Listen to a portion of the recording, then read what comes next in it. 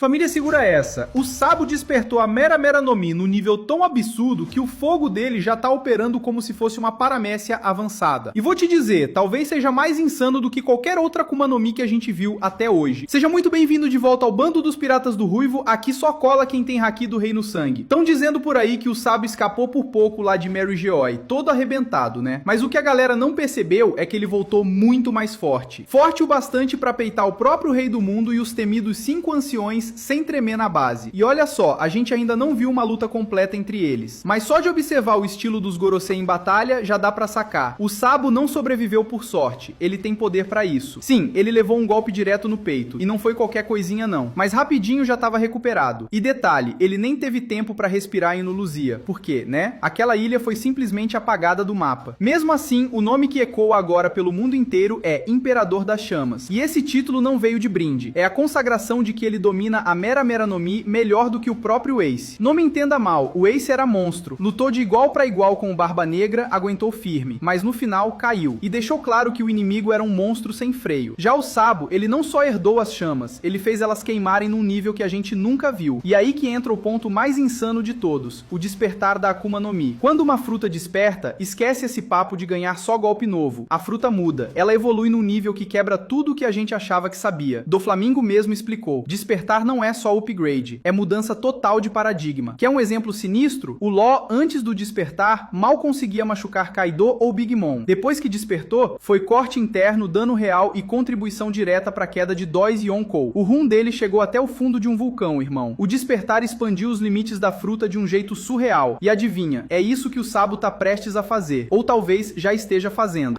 Paramecia, Zoan e Logia. O despertar de cada tipo. Doflamingo e Katakuri são exemplos perfeitos do que uma paramecia desperta pode fazer. Quando esses dois monstros ativaram o despertar, começaram a transformar tudo ao redor. Prédio, chão, parede, virava fio ou mousse no instante. Agora, o Law e o Kid seguiram por outro caminho.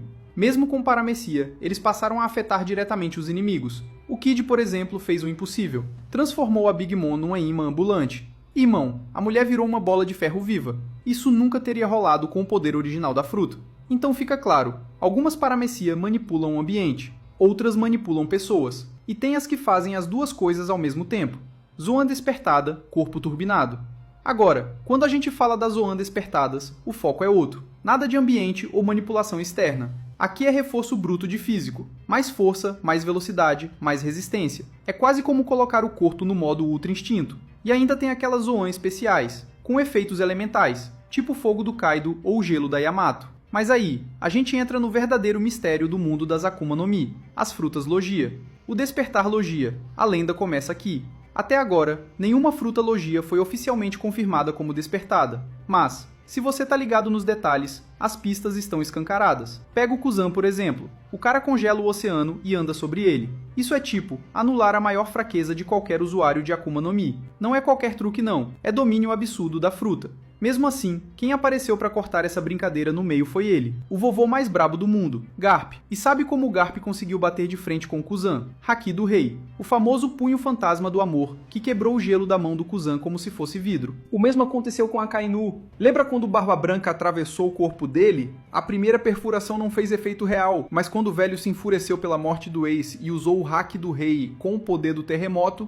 aí sim o Sakazuki sentiu o peso da lenda. Agora Marco e Vista tentaram fazer o mesmo, usando só o Haki do armamento. E adivinha? Não adiantou nada, o Sakazuki não sentiu nem cócegas. E se você acha que isso é viagem, dá uma olhada nos Cavaleiros Sagrados. Esses malucos parecem feitos de borracha com regeneração infinita. O Kadaro foi simplesmente cortado ao meio pelas ondas sonoras do Sabo. E segundos depois, estava inteiro de novo, como se nada tivesse acontecido. Mas sabe o que é mais doido? Essa regeneração parece estar ligada ao círculo mágico sombrio que envolve esses cavaleiros. É como se fosse um modo Logia desperto com um toque das trevas. Só que o Gaban já deu a letra. Se não for Haki do Rei, esquece. Esses caras são praticamente invulneráveis a golpes comuns. Ambiente transformado, a pegada das Logia. E não para por aí. Outro sinal cabuloso do despertar Logia é a manipulação permanente do ambiente. Quer uma prova? Pensa em Punk Hazard. Depois da batalha entre Akainu e Kuzan, a ilha nunca mais foi a mesma. Uma metade virou um inferno de lava viva, e a outra, um deserto congelado eterno. Essa transformação não desapareceu depois da luta. Ficou lá, virou parte do mundo. Diferente dos efeitos das paramécia, que somem quando o usuário vai embora. Já Doflamingo e Katakuri, mesmo com seus despertares, só conseguiam alterar o ambiente durante a batalha. Terminou a luta? Acabou o efeito. Agora compara isso com Punk Hazard. A diferença é absurda. Além disso, tem um detalhe sinistro. Os usuários despertos parecem conseguir concentrar poder em pontos específicos do corpo, como se fosse um hack interno de reforço, seja para defesa ou ataque, tipo um modo tanque ativado no osso. E o bagulho fica ainda mais louco quando a gente fala de transformações. Tem umas pistas bem interessantes de que os usuários Logia despertados podem assumir formas mitológicas ou monstruosas. O Enel, por exemplo, virava um verdadeiro deus do trovão. O Caesar assumia a forma de uma massa gasosa insana, praticamente intocável.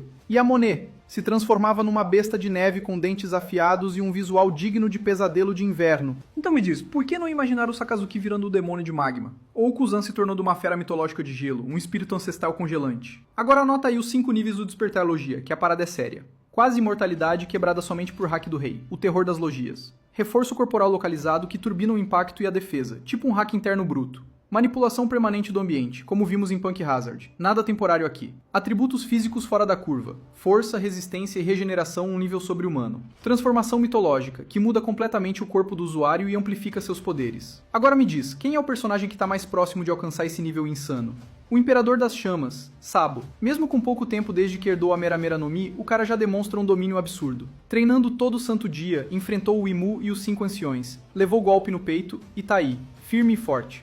Isso só reforça a teoria. Sabo despertou a Mera Mera no Mi. A regeneração dele, a resistência, o controle das chamas, tudo tá indicando isso. E se ele realmente tiver uma forma mitológica? Imagina só, o Sabo virando um dragão flamejante. Ou um Enenra, aquele espírito de fumaça e fogo do folclore japonês. É de arrepiar, véi. Agora comenta aí embaixo, qual criatura mitológica combina com o Sabo no despertar da Mera Mera no Mi? Quero saber a teoria de vocês, hein? E é isso, meus nakamas. Se você assistiu até aqui, já sabe. Tu é brabo demais, véi. Mas antes de zarpar desse vídeo, deixa eu mandar aquele salve maroto pra geral que fortaleceu demais